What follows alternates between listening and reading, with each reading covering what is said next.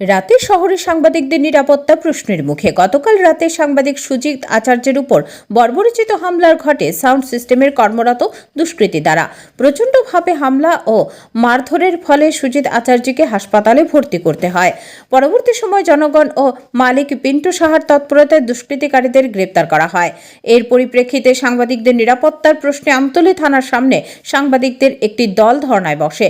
আহত সাংবাদিক সুজিত আচার্য জানান, প্রোগ্রাম ছিল লাইভ টেলিকাস্ট অনুকূল ঠাকুরের বাইপাসে মনেনগর বাইপাসে আমরা এটা লাইভ টেলিকাস্ট করছি।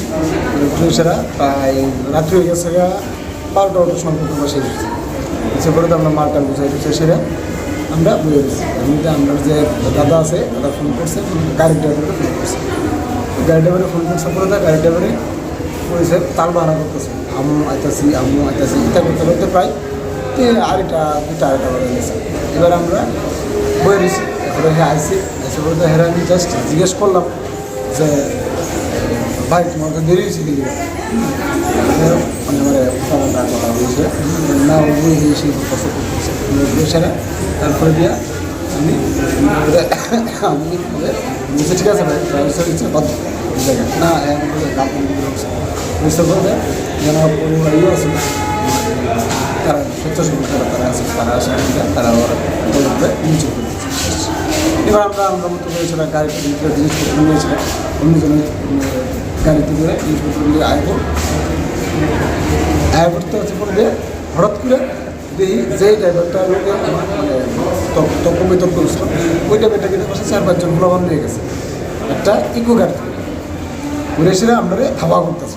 এবার আমরা তো আয় করতেছি আয় করছি আইআইটি আসলে সবাই যার জন্য আইতেছি। আমার কালিগো আছে, কালিগোর কাছে আমরা 4-5 জন আসলাম, আমরা তারা আধার মতন বাইক চালিয়ে গেছে।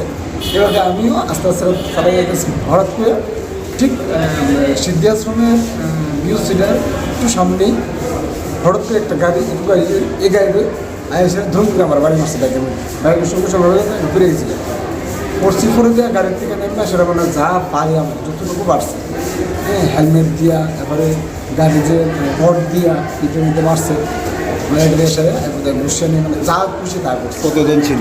প্রায় 5-6 জন।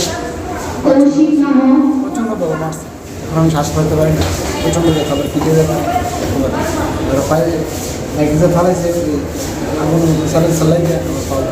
এই যে মাথার মধ্যে যে আঘাতগুলি মানে কী দিয়ে আঘাত করা হয়েছে? তারা রড দিয়ে মারছে, এরপরে ঘুষি দিচ্ছে, হ্যান্ডেল দিয়ে মারছে, মাথা মানে যেমন পারে এমন মারছে। এখন অবধি কাগজে চিনতে পারছেন বা এই বিষয় নিয়ে থানাতে কোনো অভিযোগ হয়েছে? থানাতে অভিযোগ হয়েছে, এদিকে ধর্নায় বসা সাংবাদিকদের দাবি, রাতে শহরে সাংবাদিকদের নিরাপত্তা সুনিশ্চিত করতে হবে এবং অভিযুক্ত দুষ্কৃতিকারীদের দৃষ্টান্তমূলক শাস্তি প্রদান করতে হবে। সাংবাদিকদের পক্ষে বরিষ্ঠ সাংবাদিক প্রণব সরকার জানান, আপনারা সবাই জানেন যে টাইমস 24-এর যে সাংবাদিক সুদীপ আচার্যের উপর গতকাল রাতে ব্রুটালি অ্যাটাক করা হয়েছে। ওকে মানে প্রাণে মারার জন্য, প্রাণে হত্যা করার জন্য ওকে ব্রুটালি ছবিগুলো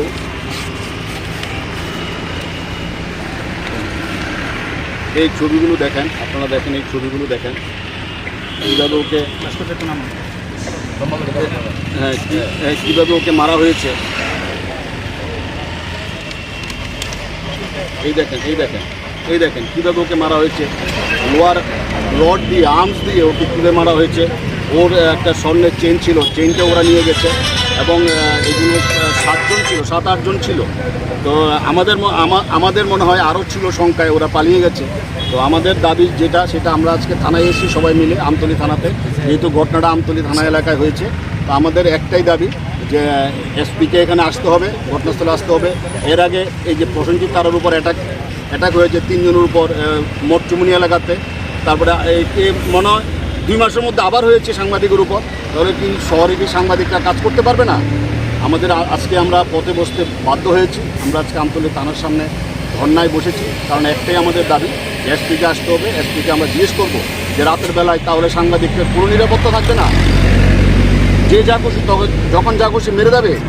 এইটারই আমাদের একটাই দাবি যে এসপিকে আসতে হবে। আমরা থানাকে জানিয়েছি, আমি নিজে ডিজিপি সাহেবের সাথে কথা বলেছি ফোনে এবং ডিজিপি সাহেবও আমাদের আশ্বস্ত করেছেন তো আমরা জানি যে সাংবাদিকদের উপর হত্যার ব্যাপারে সবাই আমাদের সাথে থাকবেন, আমাদের পাশে থাকবেন।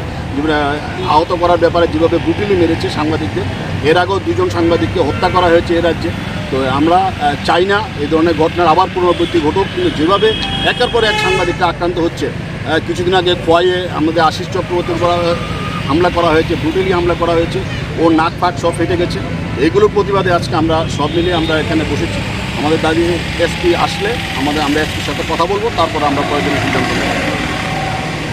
পরবর্তী সময় অ্যাডিশনাল এসপি আশ্বাস প্রদান করেন যে এমন ঘটনা আর কখনো হবে না।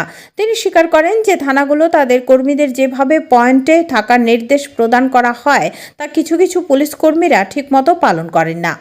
পুলিশের দুর্বলতার কারণেই এই ঘটনা হয়েছে বলে তিনি স্বীকার করেন। Bureau report, news online Tripura.